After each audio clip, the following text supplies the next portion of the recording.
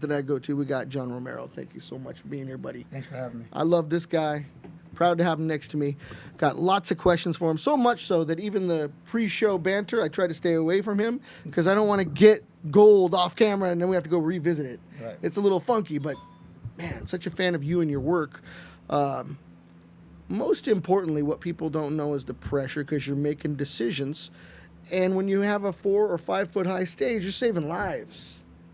Yeah, that's true. You know, it's one of them things that a lot of people don't think about or know about or really pay attention to. But it is one of those things that's out there. I'm aware of it when I'm out there on the stage. And, you know, we got athletes flying everywhere. And I try to position myself to where if they do go off the stage, I try to catch them and keep them on. You guys have seen that a few times. Multiple times, multiple events. This guy is just like Spider-Man. You know, the way I look at it is everybody's there to see the athletes. They're the draw. You know, their safety is my number one concern. So if I have to take a tumble off the stage to keep them on, I'm going to do that, you know, because I'm old. My fight career's way done years ago. Nothing old about this guy. A little silver in the hair, but, man, he is spry.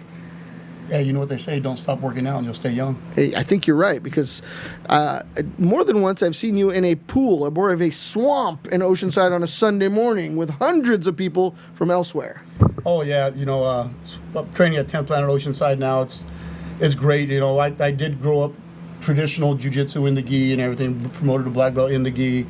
About a year and a half ago when I moved into Oceanside, found 10th Planet Oceanside, Gio Martinez, you know, the Freak brothers out there, and yeah, I tell you, it's phenomenal training, the energy we have. Whew. Yeah, I remember when they first kind of had that thing going.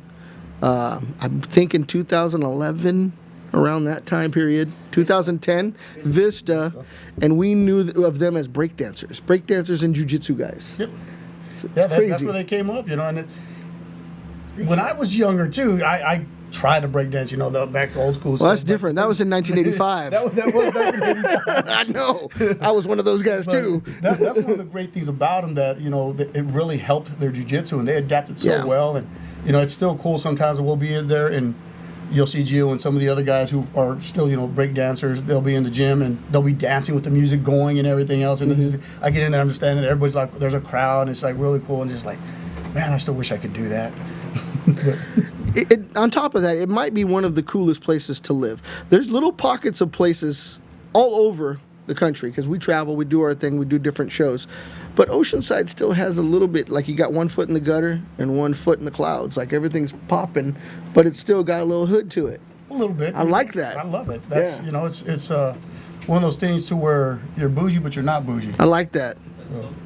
San Pedro reminds me of that, where Brian Mendez is, because it's kind of coming up, getting the waterfront revitalized, but you can get shot on the wrong night. Absolutely. Still gonna run into some homeless people. Hell yes. The homeless people are still there trying to come in, and you know. Yeah, you get it everywhere, but it's a little something different. Down in Oceanside, it was heavy military. I think the beach vibes kicked in. A lot of really cool, eclectic bars and restaurants. Yep, everything's getting that hipster vibe to it now. Yeah. You're getting craft cocktails and breweries. I don't hate them. Wineries, and you know, I live there because I walk downstairs. I can have some good food, walk a mile to the gym, walk a block to the beach, and you know, it's a good day. Sounds like it, man. So you mentioned it's been just a short time with the Freaks. Where does this journey begin? When did you start with jiu-jitsu? Oh, jiu-jitsu started a long time ago. It was, officially I don't consider myself as started training jiu-jitsu officially till about 2000, but I was introduced to it back in '96. Yeah, that's early. I was stationed in Hawaii. We had a guy who was a blue belt. He was in my platoon, and he's like, hey, you box and you wrestle. Do you want to do some jiu-jitsu? I'm like that stuff I saw that guy on the UFC doing, that hoist guy? Yeah. He's like, yeah. Woo! So, you know, what's he wearing? What is that robe thing? Exactly. Did he just get out of the shower? He dresses like Yoda. Yeah, so that's what started me. And then, you know, came to California, started training there. Then, of course, you know, 2000, 2001, that's when I was in the military. So that's when the wars started kicking off. Yeah. Put a halt. And then I really took off and been training consistently since about 2002. Okay. So That's still pretty good Yeah. time, man. You got a lot of time in Hawaii. It's a little different, and I noticed as a young guy there in the 90s, 80s even, that they were already mixing it up. yeah, I know they're natural brawlers on the island, but they had a sense for going to the ground already, where it really wasn't popularized yet. You Right. know what I mean? And it was a standard for them. They'd put you on the ground, beat your face in. It wasn't necessarily jiu-jitsu, but they get you down. Maybe because ground and judo. pound. There was some judo, maybe. You know what I early mean? ground and pound is all Yeah, good. yeah, yeah, Yeah. exactly. Because that was my first ever fight I had was actually in Hawaii. I went into a bar, Gussie Lamore's, was not planning on fighting, was there with a friend who was going to do the event, and somebody backed out or something. I had only had one beer, and they're like, hey, does anybody want to fight? And my friend goes, he can fight, he boxes and wrestles. I love it. So I was like, sure, let's do it. And, ever since then, I've loved it, been involved in it ever since. That might be one of the legendary stories. Just showed up, had a beer, and said, hell yeah. Let's do it. I like that. I've seen it at Gladiator Challenge. I've not seen it at many places in California, but Gladiator Challenge, they'll pull you out of the audience. I've seen Somebody it, doesn't yeah. show up. The Gladiator Challenge, Explode Fight Series. I've seen Yeah. a few different places, where, Sure. little underground places on, so unsanctioned events. It happens. Was the event you fought in called Rumble on the Rock? It wasn't back then, but it is now. It's the same thing. Yeah, it was the same. It's the evolution of. It was the evolution of it. Yeah. Yeah, because that was a big one. Now, me and Robert, Robert grew up in Hawaii, lived in Hawaii, so it was a big deal when Rumble on the Rock. I was like, when people got to fight like that, I was like, oh my God. To put your skill set together and then bring it to Hawaii. Right. Yeah. That's as cool as it gets for me. Some people it's Vegas. Like my instructor John Delo, he's like, I think Vegas is the mecca of fighting for him. I think it all depends on where you grew up at, because you talk to guys East Coast, Madison Square Garden's a mecca. Sure, West sure. Coast, yeah, Vegas, anywhere else. Hawaii, yeah, we're gonna fight in Hawaii. I would love to go back and fight in Hawaii again one day. Heck yeah. For us, it's Forum. The Forum is a good spot. You know what's a cool spot that they don't really do is they parked a cage in front of the LA Coliseum for some amateur fights. yeah, I think that it was was, Spar Stars, somebody like that. It was Spar Stars. What was it, Spar Stars? Maybe before Tony No, it got was, Commerce. Roy Engelbrett did it. Oh yeah, it was Roy- that's right. Roy did it. You're right. You're absolutely I right. left a few of those ones. I like that show. Yeah, That's yeah. a good spot. That's right. It was Roy before he went to the hangar in Orange County. Yes. That's right. Yes. Yeah. He was doing them out there. I can't remember what the name of the show was. I but forget, but it's something really cool about a cage and the Olympic, The torch right there. the circles, and yeah, everything right there. And you're in downtown LA. I don't know. A West Coast, it don't get more west than that. Yeah. Vegas is west, but not that far west. We're almost in the ocean.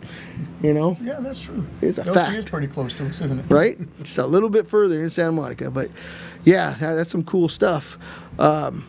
Military, Marines. Was the Marines. Spent a little over 21 years. Retired and officially retired in February of 2014. So did that thing, few deployments and everything else that goes with it. So, Sure, no, that's admirable, and that's a wonderful thing that you're able to do that. Spending time in San Diego, there was a club that was a secondary club to the one in Laguna Hills. It was Apex with Jeremy. yes. So Apex on base was Yes, you guys. I was a member of that team.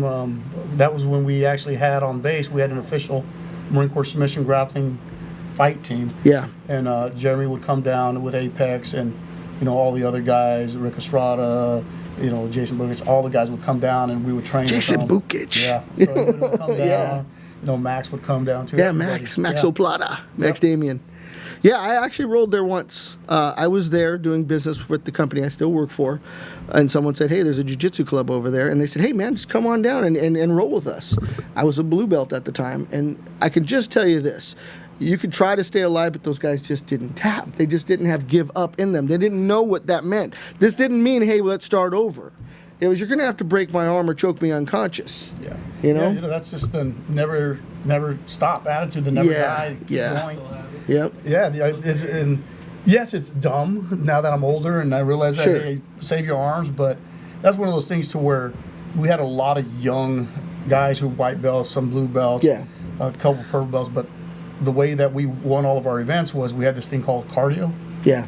and we just out cardio and not worked I like everybody. that. So I like that. yeah, that was our game plan. We would get guys to the team for 6 months, and Corey Bennon was one of the captains who was there permanently, and we would just be like, okay, what are we going to work?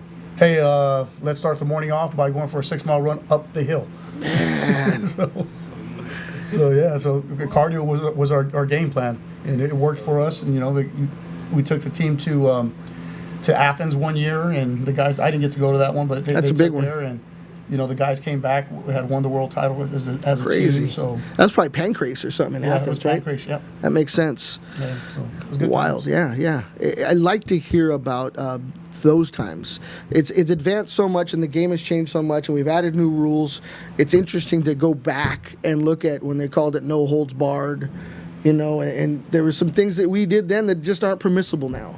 Oh, there's a lot of things You that know? we did then. I mean, you go back, and what was a low blow back then? Yeah, That was legal. You could do whatever Everything. you want. You could Yeah. pull hair.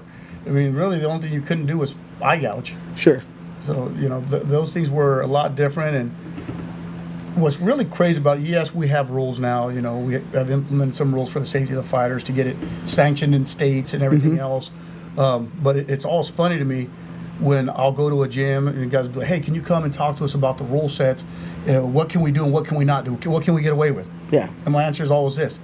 If it says that you cannot do this, you cannot do that. So well, I know it says I can't hold inside of the gloves, but what if I hold it, the outside part where it's fat? Are your fingers inside his glove? maybe No, not. no, they're not. Okay, if they're not in the glove, you can do that. Really? I can. And it's just, well, how about this choke? Are you squeezing his trachea? No, but it's really tight. You can do it. Yeah. So it's obvious. Yeah, it's obvious, but it's weird because we have these rules now, and people tend to think that there's a lot more rules than there really is. Sure. So it's just one of those things, and always the safety of the fighters nowadays is always going to be the number one thing. And for us as referees, when it comes to the rules and putting the rules and everything else, is we never want to affect the outcome of a fight. Mm-hmm. So that's why people are like, well, hey, how come he got to grab the fence? Well, depending on how the severity of it, if we take a point, Sure. if we take a point, it's huge. Yeah. So those are some of the things, but dude, I do love and miss the old days. What's Sure. Chemo sitting there, Right. coming in. I see him driving down the street. He's in this area, Kimo Leopoldo. Yeah. Yeah. Coming in with a big old cross. Yeah, that's a big dude. I mean, Yeah. I know they borrowed a lot of their persona from pro wrestling, Mm-hmm. but it made the sport what it is today. Without that, the UFC doesn't turn into what it turned into. Agree. You need Agree. that, right? You needed that. You needed something to come in to grab people's attention. Yeah, And it did. It got a lot of publicity, notoriety. Hey, this is crazy. You got people. Hey, this is crazy. Senator John McCain. The late Senator John McCain certainly. was completely against MMA when he first saw it. And then Yeah. later on in his older years, as rules were established and everything else, it was later on authorized in Arizona. Yeah, So it's I think if you didn't have those first beginnings, and we came out with the rule set we had now, a lot of people would still be against it. yeah. I think if you have any kind of military background, then I think it's kind of essential to have something like MMA. Absolutely. Because without it, I get it. You're trained. You got, this is my rifle, this is my gun, but you lose that, and it's hand-to-hand combat. And Yeah. there's got to be an emphasis on that. There has to be, and it's when I was coming up and I was fighting, when I was younger, and I was on active duty.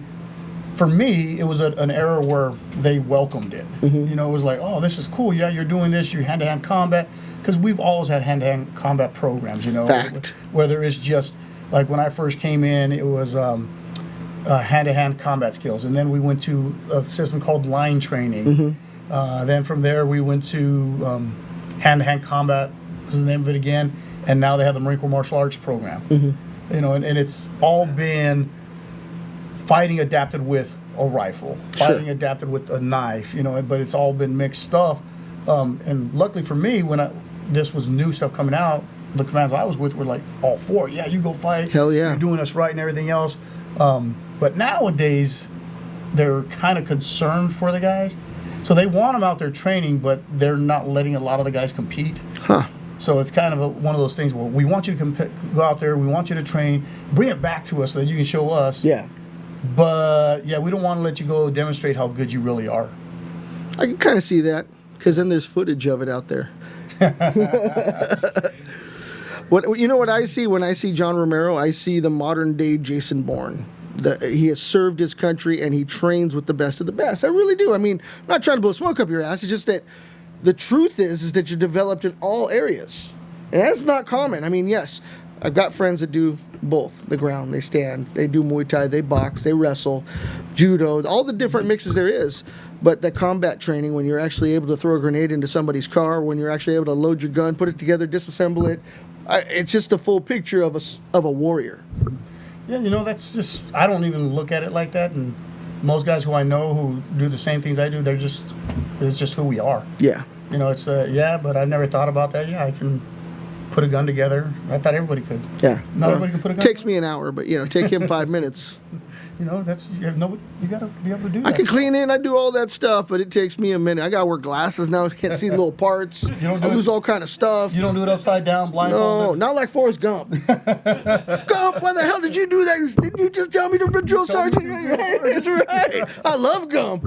Gump's awesome. Right? Forrest Gump was awesome, Yeah, that's the movie. Yeah, but that's, that's one of those things. It's just, we do have a lot of people out there who are doing the same things, and it's just, we pass it on. We pass on what we've learned to people. I've got guys who train at the gym with us who are fighters on the team and everything, who are on active duty. And, I try to push those things that I know and the experience I've learned towards those guys so that they can be better than I am. It's great. No, that's a good way to be when you don't have an ego about what it is that you contain that others don't have. It's uncommon, actually. Most people want to hoard information, not share it, You got to share it. That's the only way this world's going to get better. And it lives on, too, that knowledge. You're going to lose it otherwise. Absolutely. So- If we are, everybody talks about, better place, better this, better that, but I want to be greedy and I want to be the best. I don't want to be the best. I want someone coming up behind me to be better than me. Sure. I want to share everything I know, and I'm willing to help anybody as long as you're willing to accept what I'm trying to teach you and realize not everything I teach you is going to be 100% the right way, because I'm not perfect in any way, shape, or form. Sure. But if you're willing to learn something I can teach you, and I'm always willing to learn too. That goes to the whole adage, so at 10th Planet Oceanside, recently we had some ranked rash guard made. And so I got my black belt rash guard because it dope. looks sick. Hell yeah. I love it. It's awesome. You earned so it. I had to have it. But then I also got a white belt rash guard. And sometimes I go train with the white belt rash guard on. Somebody said, "What are you doing, sandbagging?" I said, "No, it's a reminder that I'm always white belt, because I'm always here to learn." Yeah. And it's not just in jiu-jitsu. It's not just in Muay Thai. It's not just in MMA. That's my attitude towards everything in life, is I'm here to get better. I'm here to learn. Even with refereeing, every day I'm learning something better. I have some of the best refs in the world are here in California, and I'm privileged enough to learn from them.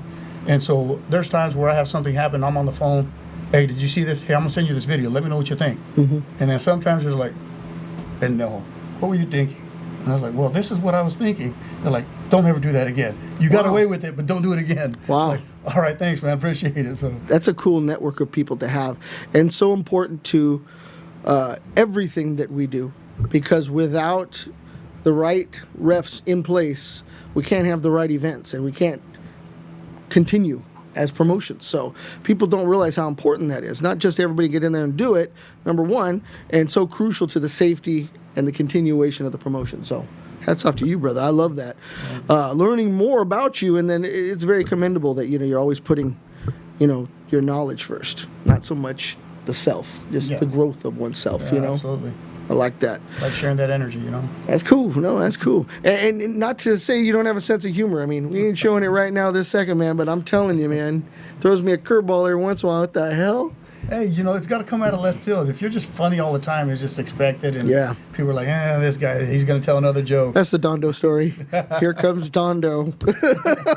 But every once in a while, when the moment is right, it's all about timing. It's all about timing. That's right. Right there. So You set it up, slam it Absolutely. down. Very all cool. got to. You gotta make them gems. Oh, yeah. That way they remember it. It's important. That's important. So curious, being a Marine, understanding the importance of hand-to-hand combat, of course. When did it become time to? You mentioned 2002. Was there a certain a fight or a fighter or just something going on in your life that said, "I need to commit a little bit of time to this," and really turn into a jiu-jitsu practitioner? It was. I had gotten back off of a deployment from Iraq. I had trained. I'd boxed and wrestled since I was a 5-year-old kid, and I came back, had some fights, underground stuff, And I came back from Iraq, and my house was empty. Wow. So I had nothing there. It was just me. I had got sent home early, so my company wasn't even back yet because I got injured in Iraq. And so I was like, what do I do? What do I do? So I opened up my laptop, searched jiu-jitsu. What was the nearest gym? And so I got up. I was like, okay, there's my phone, called. And I called. I was like, hey, what time do you guys have jiu-jitsu class? And they're like, oh, first class is at 6 o'clock, Monday through Thursday. Friday, we have 5 to 7. They gave me the schedule. I said, okay, cool. So class starts in 30 minutes? Yeah. So I'll be there in 20. Nice. So I got up and went to the gym, put the gi on, and started training that day. And it was just something that it clicked. The people who were in there, they became my family. It really saved my life. Because I was in a dark place at that time. And, Sure. And there's thousands and thousands of veterans around who have the same story. That's right. Where it's done things for them, whether it's been coming home from a deployment, or you're home and your family leaves you, or even transitioning out of the military, because that's a place a lot of people don't realize is what is there for you. And luckily for me, in my times of darkness, I was able to find jiu-jitsu, and then I just, from that moment on, that was every day. I was in the gym. I was there training every day, every night. And then they're like catching on. They're like, man, you're getting good. Well, it's because I want to be here. Yeah. And I was focused towards it. So yeah, that was 2003 actually is when that happened. And it's heavy. It's a wonderful story. I feel the same way. Like I maybe would not have made it through certain obstacles that have arisen without having this place that we're in right now.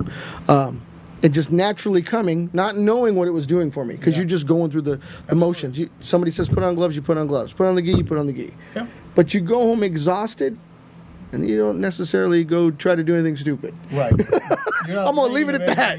I got it all out. Anything else? You're just like, everything's out. Yeah. You get it out.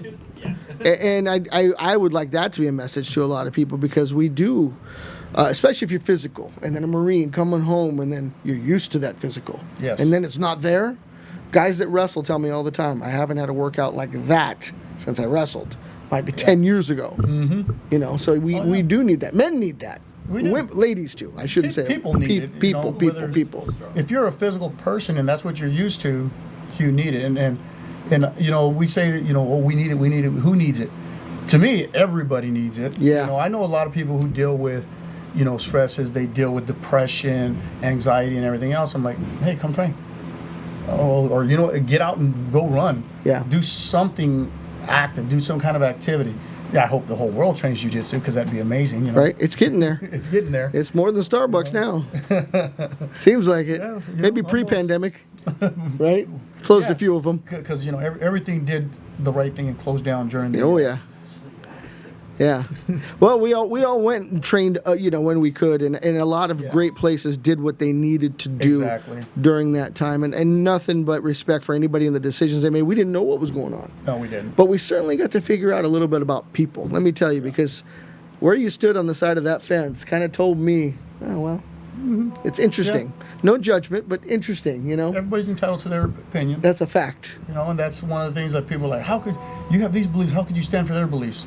Because I served this country so that they could have that opinion. It's nice. And then other people are like, well, no, my opinion matters. No, your opinion is your opinion. You're entitled to it. I'm entitled to my opinion. Yeah. You can give me the facts of your opinion, and if I decide to change my opinion, maybe I will. But you're not going to force your opinion upon me. Yeah, there's a lot of that. So, and I think that's where we have issues, and why everybody should train jiu-jitsu, so that we can just solve it on the mats. Sure. If I can choke you, my opinion's right. Yeah, no, I agree 100%. One thing, an analogy that was kind of presented to me recently, and it makes perfect sense, in comparing jiu-jitsu to chess. If you're a chess player and you understand the micro movements of placing things and baiting people and doing what you do on the chessboard, very similarly to what we do with our movements, baiting, leading someone down a path, not necessarily exerting any energy until we need to. There are certain people that want to hold position. Well, that's like playing chess and not moving anything. Okay, we're going to sit here and look at the board all afternoon. but it very much is an active game where you need to initiate or at least react to Yes. what people are doing. If you're just holding someone, you're not doing jiu-jitsu. You're just praying for your life. Mm-hmm. You know? Absolutely, you know, and that's, everybody always brings up, you know, jiu-jitsu is a human chess match. I agree with that. I play a little bit of chess. I'm not the master Me chess either. master by any means, but I know if I sit here and I move my bishop here back and forth Sure. to the same spots, nothing's ever going to advance. True. You know, so it eventually, given enough time, I'm going to get beat. You know, they're gonna maneuver and they're gonna beat me if I just keep making the same two moves. Exactly. So, you know, so yeah, and then in jiu-jitsu right now, you do have, depend on the rule sets that are out there, people learn the system. They learn how to manipulate the system, and it's part of competition, unfortunately. I mean, it's just like people, when my first ever competition I did in jiu-jitsu, I was a blue belt, and I did the Pan Ams, or now what's known as the Pans. It's a big one. It was a tournament to me. I didn't know how big it was at They're the probably time. coming from every part of Brazil to Yeah. to compete. But back then I was just, okay, it's a tournament. But I knew the point system. I had a solid wrestling background, and I can pass anybody's guard. That's great. So what did I do? I took everybody down. I passed the guard, went knee on belly. If I go mount, I went mount. And by that time, the match was over, and I won 7-0. Yeah. All the points are yours. The points were mine. So that's how I won my first tournament. Then after that, I was like, I didn't like that. Now I got to start submitting people. You know, but Sure. you can manipulate that rule system if that's your game. Yep. You know, so that's just part of that chess match. How are you going to maneuver into it? Sure. Sure. That's where it just becomes different than MMA. Yeah, it really does. You know. And now with the onset of combat jiu-jitsu and incorporating open-handed strikes, I mean, I get it. It's MMA light. But it is opportunistic in that you can cause a reaction and then grab a submission. I like that. I love that. You know, when I've been fortunate enough to referee when they're here in California, it's mandated that they're under camo, and so I've been fortunate enough to referee a few of those matches that have been put on, and seeing the difference in it and how it changes the game.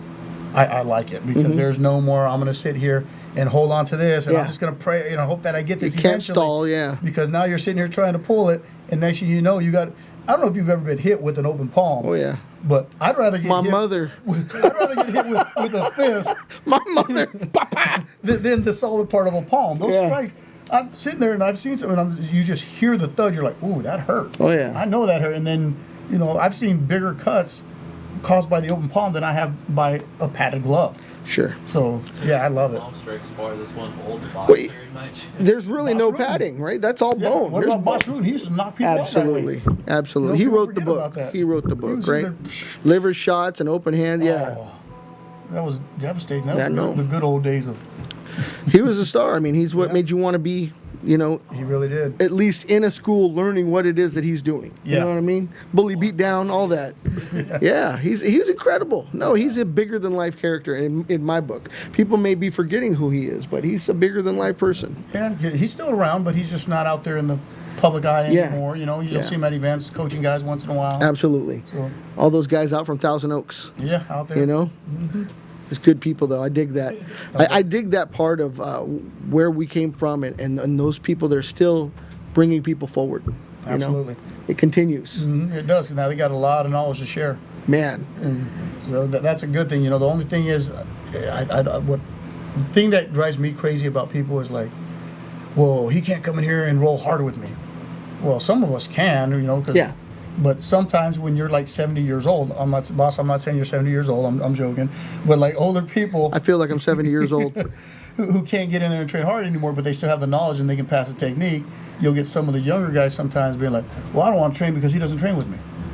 It's like, are you crazy? Do you see how tight that technique is? Do you see the details on that technique Yeah. that you need to see?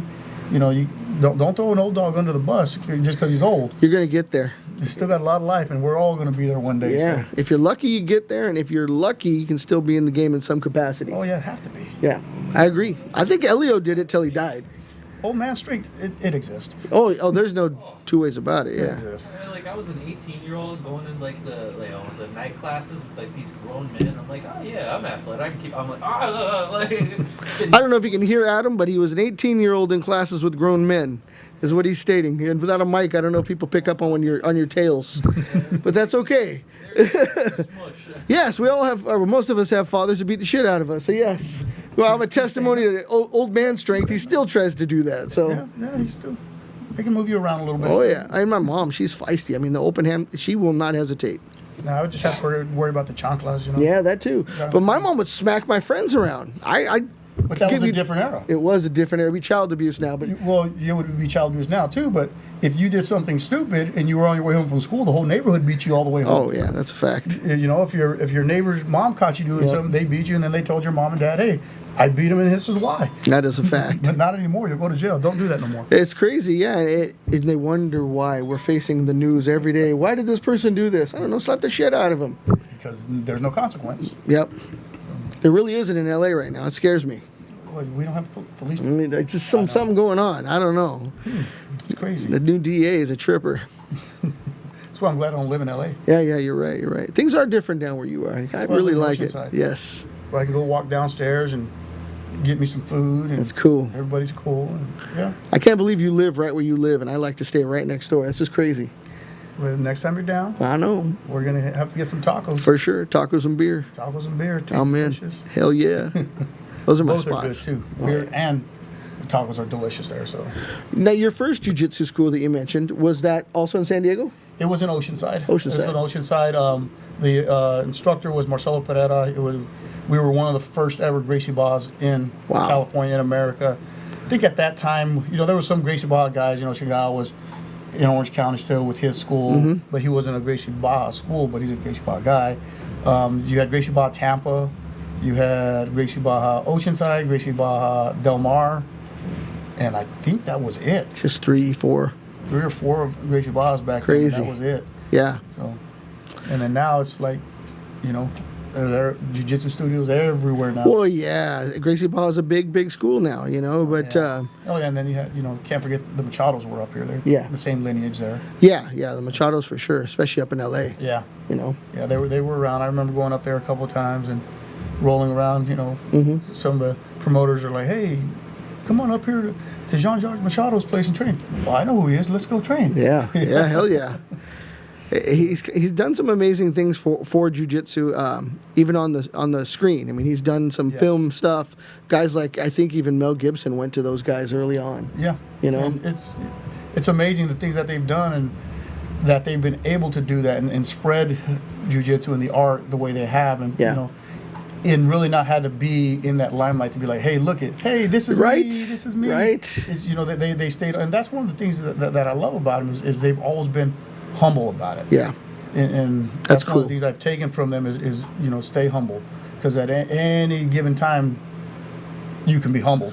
Boy, that's a fact. Life will humble you. Oh, absolutely. You know, that's the real jiu-jitsu is navigating those obstacles. Yeah. It's a fact. And life will throw you a curveball before you even know it. Yeah, too. it changes in a blink, and it's ugly. It can be. It can be if you let it. You know, Yeah. it's just, and people always look at me like, man, you're always positive. I'm not always positive. I try. You to be. seem to be, yeah, I know, but there must be some other component that, you know, one day I know I'll get to see it, but I like that it's all heart and it appears positive. You know what I mean? Yeah. I know you got more dimensions to you. Oh, there is, you know, but I like to present and try to promote good energy to people. That's good. You know, if it's negative, bad energy, bad people, I'll talk to you and I'll try to, you know, give you advice if you ask for my advice and stuff. But if you're completely negative, I really don't have space for that in my life. Sure. You know, because why are you trying to bring everybody down? Yeah. Why would you? I'm not saying nothing could ever go wrong. Everything in this world is 100% happy. Look at me. I'm smiling. Look at how happy I look. You've I'm seen not war. saying I know that. you know better. Exactly. I'm not saying that's what it is. It's just, yeah, there's stuff that sucks. You know, I was working and had an 8-hour, 10-hour day, whatever it was. I was stuck Yeah. at work. But at the end of the day, guess what? I get to go home. I get to eat. I get to train. I've got a roof over my head. So life's good. I agree. I mean, those really are simplistic terms, but if it comes down to it, those are the things that make you feel your best. Exactly. You know? Yeah, and there's always things that pop up and stuff. You just can't let those things control you. Yeah. I'm not saying bury them. You've got to deal with them. Boy. because if you bury them, it's just going to add up. Mm-hmm. But you know, you've got to deal with those things, but you can't let those things change who you are. Yeah, they manifest and show their ugly heads in other ways. Oh, absolutely. You know, Absolutely. as again we see oftentimes on TV today. So I think that MMA Jiu-Jitsu does get a bad rap, but I think it's becoming more mainstream, and as it does, people know the benefits because there's kids that are growing up in it now. It's becoming more or less like a soccer team. You know what I mean? Absolutely. People see it, so they know. And boy, fight scenes in movies. I love that. I love that you can see judo throws, real throws. You can see arm bars. You see chokes, real chokes.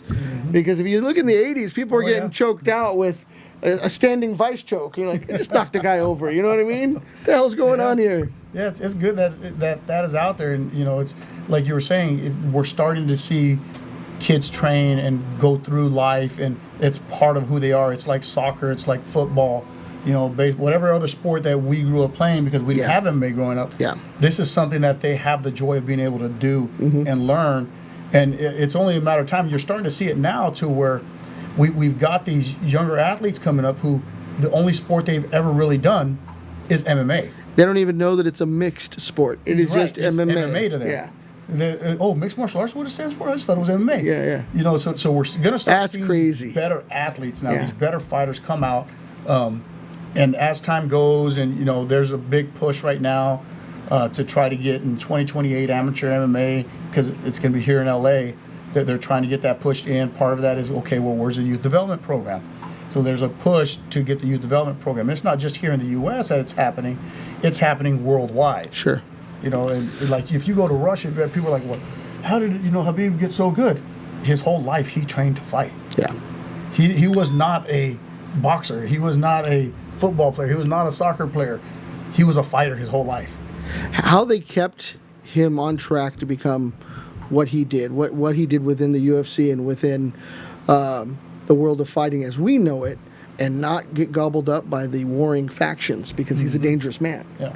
And that's who rules. And those governments have control, but those villages have like cartels. Yeah. And how they don't grab a guy like that and say, no, you're coming to work for me. It's a very amazing thing that he's accomplished what he did.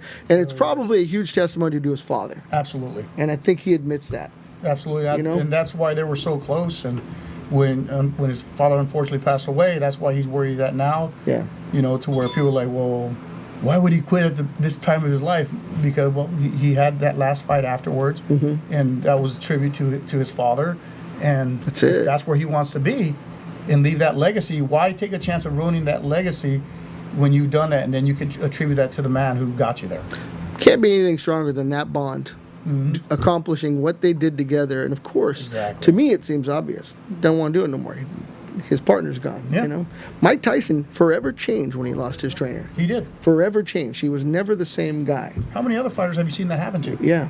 It happens all the time. When I was training guys and would take them up, and then they'd be like, hey, I'm going to move. I'm going to go to this other camp. Great. Good luck. Good luck Wish to you. Nothing but the best. They go to the camp and they start losing. Yeah.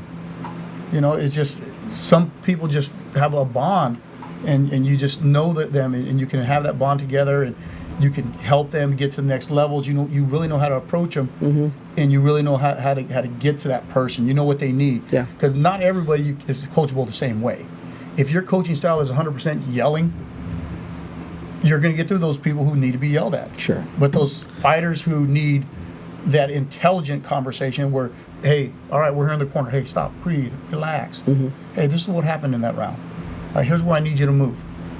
And some people want to be, what the hell were you doing? What were you thinking there? Asking questions Hey, in a what's wrong fight. with you? I need you to do this, this, and this. Stop being stupid. Yeah. Some fighters need that.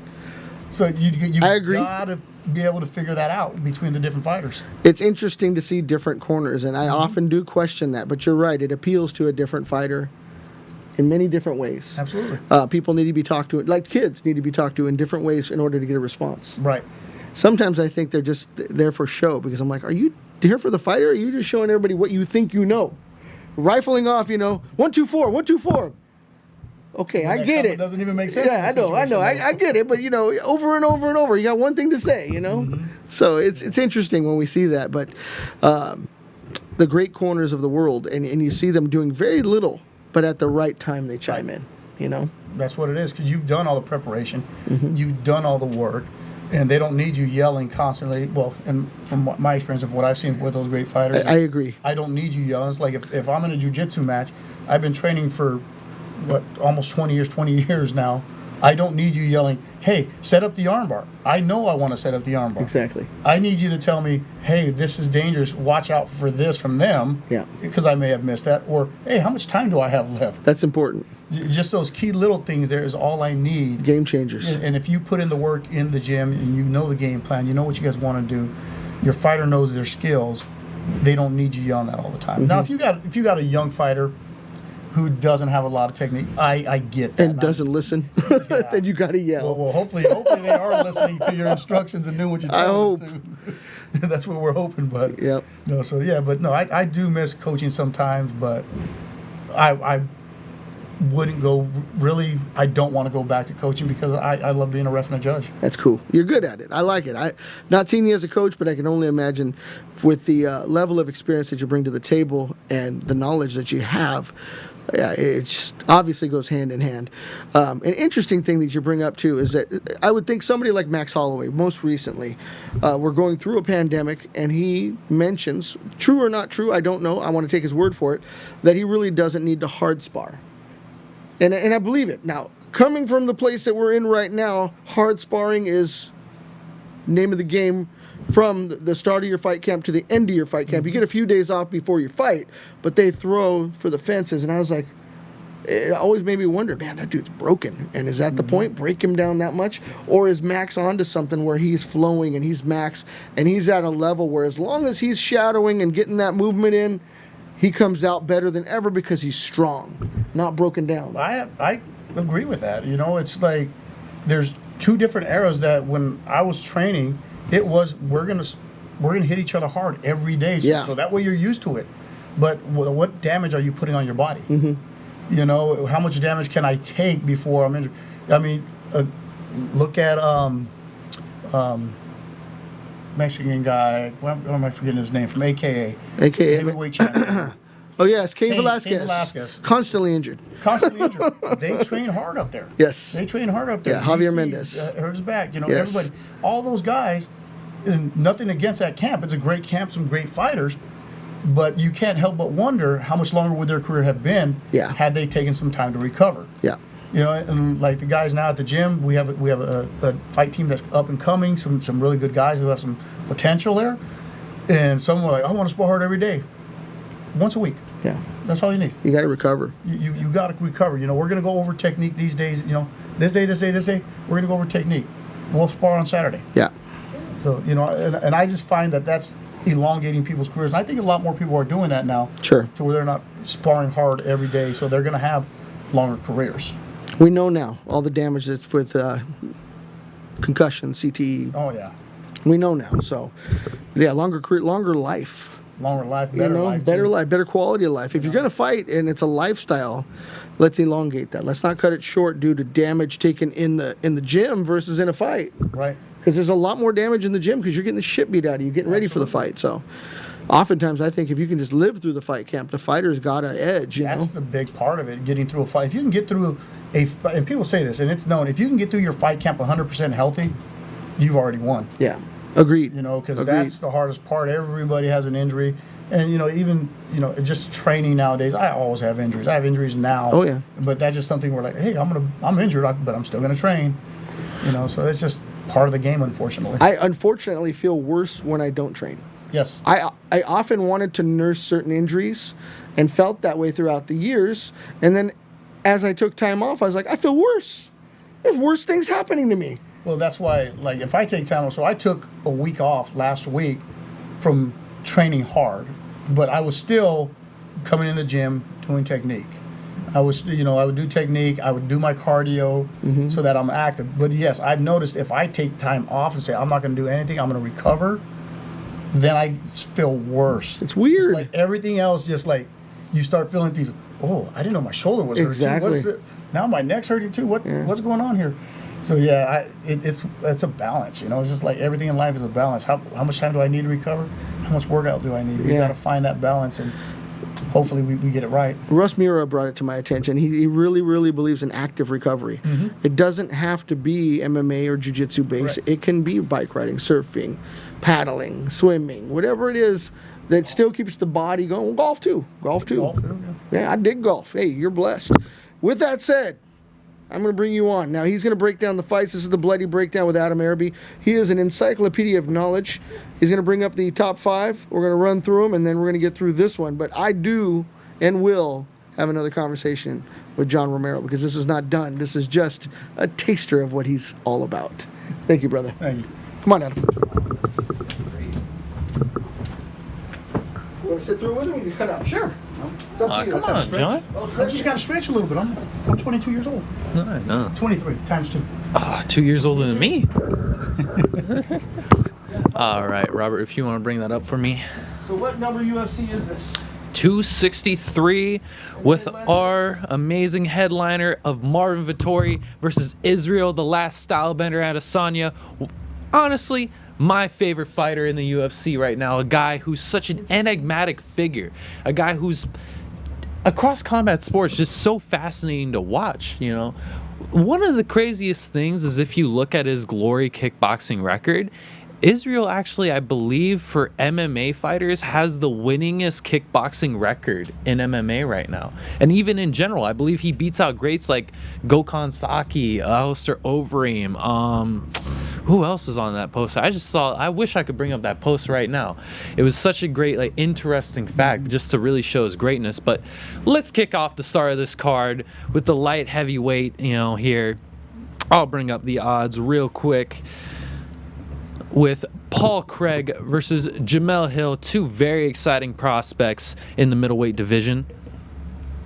And, you know, this is a fight I'm actually quite excited for. When you look at the X's and O's of this, I really like Paul Craig. When he first came into the UFC, I wasn't too hot on him, and specifically his skill set, him being not really the most experienced combat sports athlete. He got into jiu-jitsu, I believe, at around like kind of in his early 20s, and like in that kind of, you know, just middle, getting out of sports, kind of like still a great athlete, I believe, from Scotland, I want to say, you know. And so he still was athletic, and so he decided, well, let me take this jiu-jitsu thing, like, you know, like we all do when we get out of high school and have an athletic background. We just got a bunch of energy as a young man. You got to find something to do as a young man. And,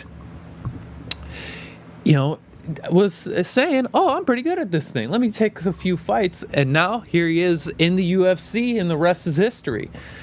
When he did first get into there, you could kind of see that kind of first, like, I'm a jiu-jitsu converted MMA guy kind of style, just kind of trying to get the fight to the ground, trying to just go for chokes.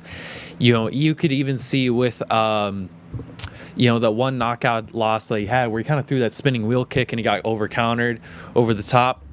But you could really see, and especially in his last fight against Gokhan Saki, his striking skill set has really opened up, especially within his kicks. And I think that's going to be one of the big factors against a guy like Jamel Hill, who I believe, I want to say, stands in at 6'4", around like a kind of a John Jones body type, and very similar kind of fight style, or not fight style, but similar skill set, I would say, in terms of his strengths.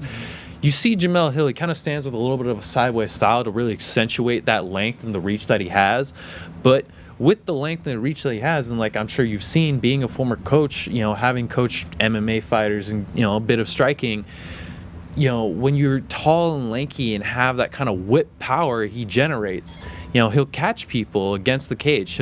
Well, you see a lot of where I think Jamel Hill's really strongest skill set is when he's striking against his opponents when their back is against the cage. When he has them against there and he can kind of use that, you know, long range skill set he has to keep kind of pressure, keep on you, you know, get in the clinch, get in your face, make it a dirty, gritty fight, because he wants to go for that win. He wants to get that knockout. He wants to get that highlight reel. Because at the end of the day, you know, as fun as it is to compete and can win, we all love knockouts. We all love going for that viciousness, you know. Get a highlight reel. Add to that. But in terms of overall skill sets, I'm really like Paul Craig for this fight. I think he almost exposed Jamel Hill on the ground a little bit if he takes it to the ground. We haven't seen too much of Jamel on the ground. He's confident in his takedown defense. He's been around decent grapplers and able to keep the fight standing, but I don't know. Paul Craig's really hitting his stride for me on this one. What are you thinking after the sell I gave you? You know, you make a lot of really good points. With Hill, you got to remember he does have good takedown defense. He hasn't been taken down very much. So he uses his length very well to prevent those takedowns from coming in and keep the fight at that distance where he can strike it and move the guy back to the fence. So with those kind of things, and I understand, I think that if Hill can keep it on the feet, which I think he can put the hands together, he can put the kicks together, and he can win this fight. If it goes to the ground, I think he is going to get exposed, which at the same time, Craig has that capability to get it to the ground. You know, his striking has developed a lot, and so it's one of those things. It's whoever execute their game plan, they're going to be the ones who win this match. You know, for me, it's kind of hard to say who's going to win it because they both have great skill sets each on their own. But it's just who's going to be able to implement that when this fight happens. Well, I'll make it a little bit easier on you, so I'll take the brunt of like who's picking here. How about you give me an answer of do you agree or say no, you're full of shit with your kid? You know, no, I think Hill's going to take it. You think Hill's going to take it? All right, I'm full of it. All right, moving on to the next one. We got this amazing welterweight matchup in Bully Bilal Muhammad, you know, taking on Damian Maia. One I didn't expect, but one I'm very excited for. I think this is, you know, a matchup of styles. We have Brazilian Jiu-Jitsu versus good old Middle Eastern wrestling. You know, two styles I really can appreciate, you know, as a Middle Eastern guy who has had many friends who grew up in wrestling and all that. Again, I'm a golfer. Well, that's my background. And, you know, and can respect that sport, respect their style and how they approach, you know, just the, you know, wrestling and the sport of wrestling. But, you know, as a jiu-jitsu guy and someone who enjoys jiu-jitsu and somebody who, you know, is a fan of MMA and MMA history, you got to give it up for Damian Maia, the best grappler in MMA, arguably in MMA history, one of the best. It's just one of the guys who said, I want to show my jiu-jitsu is the best in MMA. Like, my style is the best, and that is what I am here to show. Right. And that's the one thing I think over his career he really has shown and exemplified. Although I really like the momentum of Bully Bilal Muhammad, he's really putting it together on his feet. He's really able to, like, you know, really coming into his own. You could kind of see him when he was kind of in that kind of, I want to say middle kind of rankings of like the top 15, where he was having his ups and his downs. He's facing good high-level competition, but like the UFC goes, you're facing some of the best in the world. You're going to have ups and downs in your career. But Bully Bilal Muhammad, I think, is really hitting it up and kind of has like even a little bit more fire, especially kind of coming off of that unfortunate kind of like eye poke with what happened with that Leon Rocky Edwards fight, which is actually a fight I do hope gets ran back someday, and that we really get to see, you know, just them really get to show off their skill sets against one another. But now we have an exciting matchup for I think Bilal to really show why he's in the top 15, why he's a contender, why he's on his up in his ranks. I don't want to, you know, I hate saying this about fighters, especially great fighters like Damian Maia, but he's in the twilight of his career. He's not the same young man that he once was. His style is great for, you know, as an older fighter, you know, take it to the ground, not taking damage. Don't be, you know, trying to grind it out with these young men. But you're hitting a guy with the stride who has a good style to counter yours and has the skill set to counter yours. So I'm taking Bully Bilal Muhammad on this one. I unfortunately have to agree with you on that one. You know, it is towards the end of Maia's career. He's had a great career. He has demonstrated that a top jiu-jitsu practitioner can win in the UFC at the highest levels, and he's done it for years. Unfortunately, as he's gone on, his stand-up game and his striking has gotten better, but it never really has been an elite striking game to complement his world-class jiu-jitsu game. Do I think that there's no chance of Maia winning this fight? No, absolutely a chance if he can get him taken down. But in this one, I think Muhammad's, you know, wrestling capability, being able to keep it on the feet, and his striking is probably going to prevail in this fight. I like that. I like that a lot. All right, moving on to, some people would say, the people's main event or the people's co-main event. Just honestly, the people's championship right here. Leon Rocky Edwards versus Nate Diaz. Return of Nate Diaz fan favorite of the UFC, one of the guys who's honestly been one of the major factors in building up the brand and the name that is the UFC, that is the Ultimate Fighter. He's been in there with some of the greats like Conor McGregor. You know, he's been in there, had great rivalries, talked great shit, like, given us amazing moments, and now he's here to deliver us a great fight against a great up-and-comer, somebody who I don't think gets enough credit for how good they really are and how much they really have a shot at potentially winning that welterweight title in Leon Rocky Edwards. This is an exciting fight, just because it's exciting when Nate Diaz is on television. Absolutely, yes. When that man's in front of a camera, how can you not watch, whether it be in the interviews, whether it be in the cage, whether it be just him in an open workout, you know? He's always getting everybody's attention. And on top of it, too, we know what he's going to bring to the table. A good, gritty fight where he's going to come in, he's going to take some punches, he's going to take some damage, but he's going to keep moving forward to either wrestle you down or box you out and out-cardio you. Like we said, cardio is king. But with cardio being king, we've never really seen Leon Rocky Edwards gas out in a fight. There's not many times I remember of Leon being all after, you know, trying to just finish the guy and trying to just get the fight over. The one thing I really like about Leon Rocky Edwards that I think that really separates him and really, I think, is what's going to take him to that championship level and potentially get that title shot is the fact that not only is he so dangerous on the feet and has an unorthodox skill set in terms of his striking skills, he's wrestled enough and has made enough of a gap within his wrestling and his grappling to really show off and exemplify that amazing striking skill set. Leon Rocky Edwards doesn't get taken down too often. He has very good takedown defense and is very strong in his hips for where he's at, and always aware of where he's at, especially cage-wise. The one thing I really like about Leon Rocky Edwards as well is the fact that he kind of has that southpaw style, but coming from the UK with the level of Muay Thai that they're at right now is they're, you know, which I think they're one of the top countries if you just for Thai boxing in general right now, and especially the styles coming out of there. It's constant stance switches, it's constant skill set, it's constant never just attacking you with the same thing.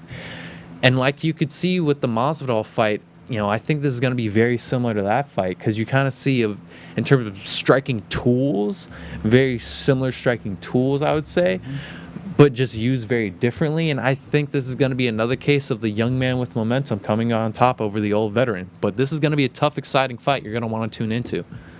I agree. It's going to be one of those fights that you really don't know what to expect. The people do want Nate Diaz to win. And one thing that I think you've got to think about too is, while Nate has been around the game, he's really not that old of a fighter. He has a lot of mileage on him because of the type of fouls he's had, but he's coming from a place where he really needs a win here. So, and the volume that he's going to come out with, we've never seen Leon get tired in a fight and everything, but we've seen anybody put the volume on him the way that Nate Diaz is going to do. So that could be the difference maker. Cardio is king. If he can do that, I think Nate Diaz can win the fight. But the issue is, how did Nate Diaz get stopped his last fight? He got cut. What's going to happen the moment Nate Diaz gets hit? Can get cut. So that is always a factor there, and I think Leon may be able to put enough strikes together, and he may get a stop here. I agree. I like that assessment. And moving on, exciting co-main event. A fight that honestly was a potential fight of the year. I believe it actually did win fight of the year last year. Honestly, maybe even one of my favorite championship fights of all time. I think just the greatest flyweight championship fight of all time. Davison, the God of War, Figueiredo versus Brandon, the babyface assassin, Moreno. An exciting fight I've been waiting a long, or not too long of a time for. We had to give the guys a few months time off, you know, to really reconnect. But, my adrenaline's pumping just even thinking about this one. I was rewatching this fight even on my way here of their first fight, and I was just so excited for what's about to happen. I really love Davison Figueiredo's striking style. I really think it's incredibly exciting, you know, just to watch especially when you get into the X's and O's of it.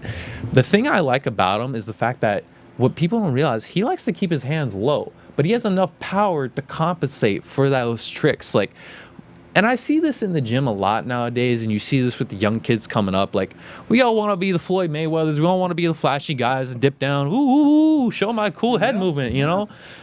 But if you don't have the skill set to compensate for, to counterattack, that's not a good idea, man. That's not a good style. If you don't got the power to counter shot for when they're throwing and you're dipping your head back, I wish you the best, But what I love about Davison Figueiredo, even at 125, he still carries his power. He's big for the division.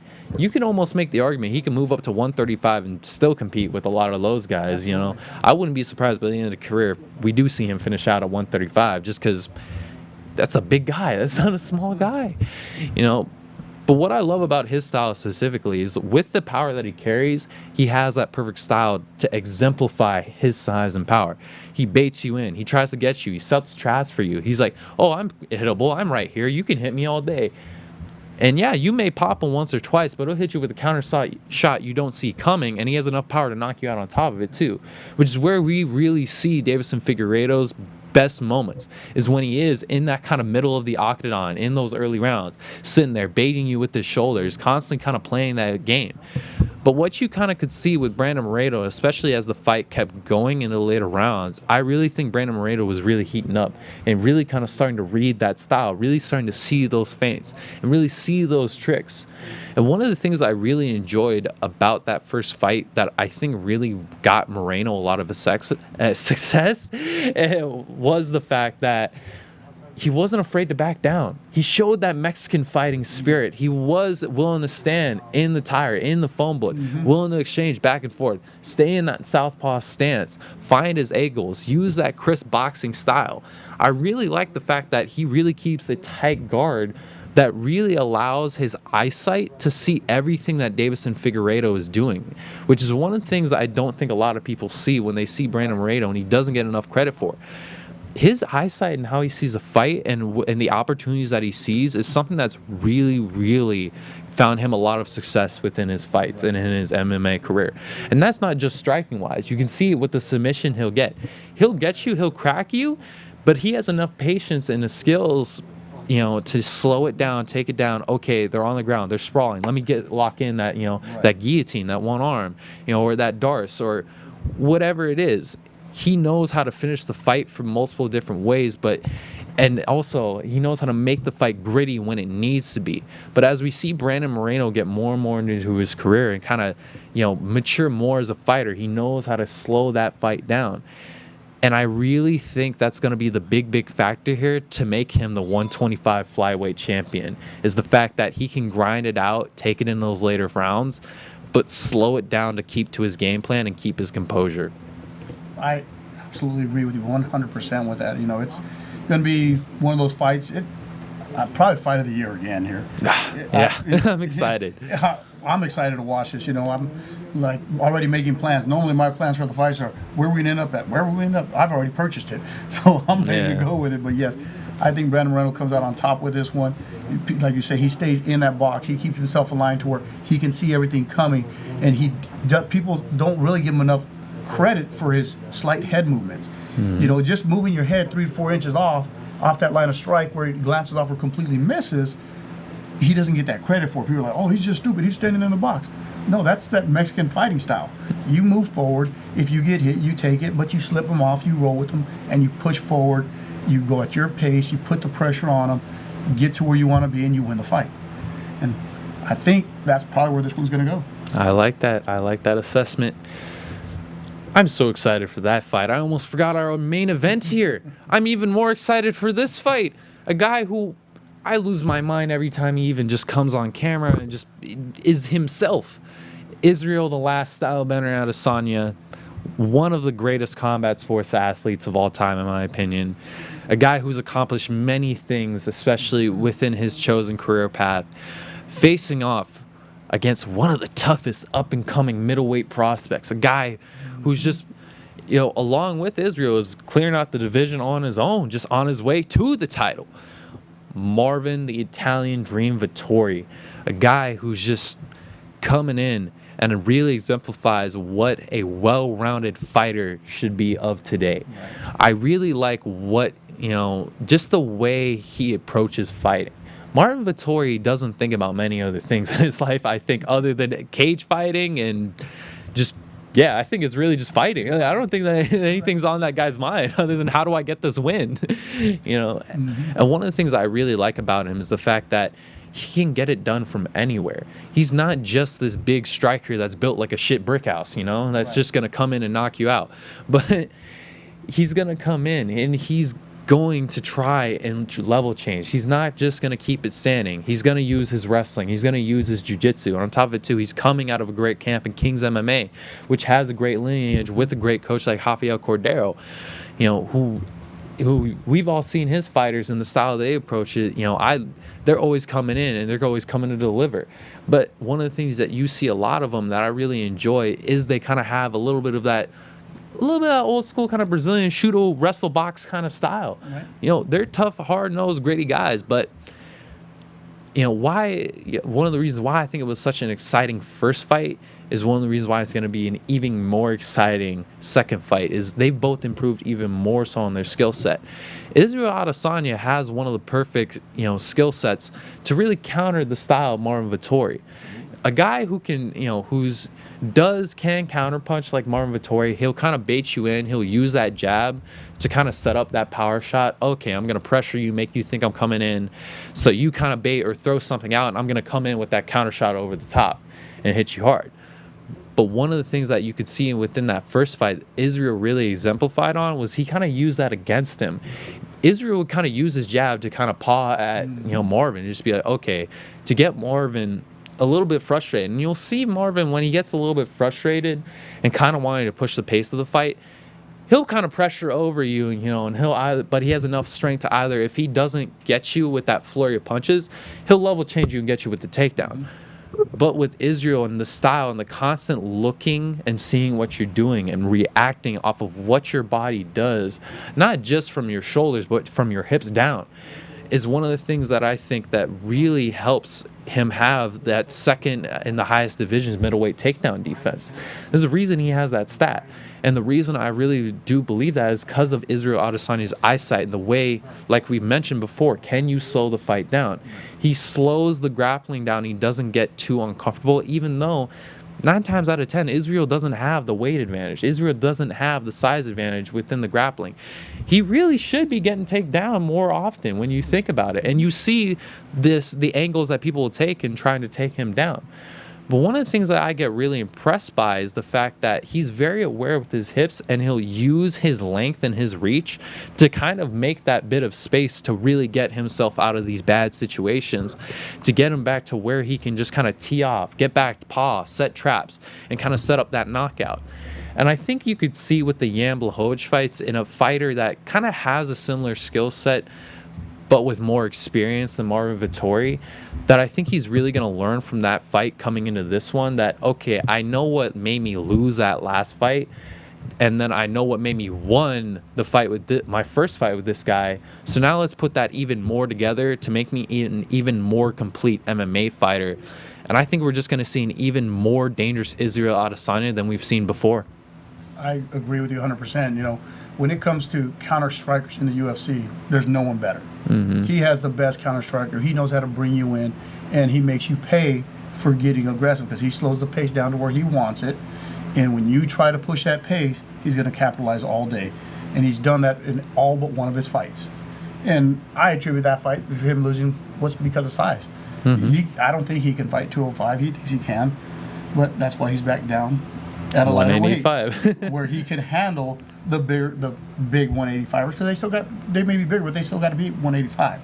So they're not as big as a 240-pound guy coming down to 205.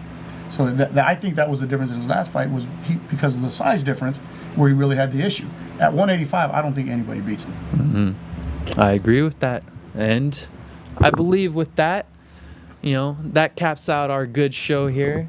We appreciate you coming on here, John Romero. If you want to throw out your ads or any shout outs or anything you want to plug. I don't plug anything. I don't have no plugs. So there's a plug. No, I'm just kidding. I just, you know, told you every once in a while I have a joke. No, just thanks for having me out. I appreciate you guys, you know, bringing me out, let me come out here and ramble a little bit, talk about life, talk about the fight game and everything else. Just shout out to 10 Planet Oceanside. You know, we out there training all the time. Come out there, see us one of these days, hit that open mat, and let's get a roll or two in. Sundays. Thank you guys. Sundays, 1 to 3. All right. That's cool. And Thanks, brother. we are going out. Thank you.